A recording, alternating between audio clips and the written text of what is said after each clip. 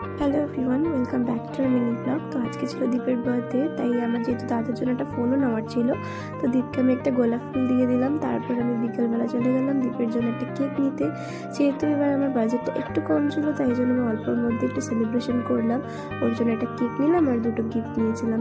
তো এটা আজকে কলোনিতে একটা ক্যাফেতে, এখানে আমরা সমস্ত কিছু সেলিব্রেশন করে থাকি।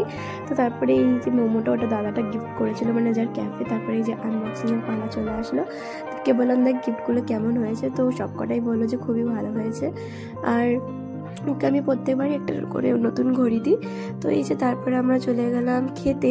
তো ফার্স্টে আমরা গেছিলাম রয়্যাল হাটে, কিন্তু ওখানে যেহেতু মাটন বিরিয়ানি ছিল না, দিদিরা মাটন ছাড়া অন্য কিছু খায় না, তো আমরা ওখান থেকে জাস্ট স্টার্টার খেয়ে আমরা চলে গেলাম ঢাকেশ্বরী চাইনিজে।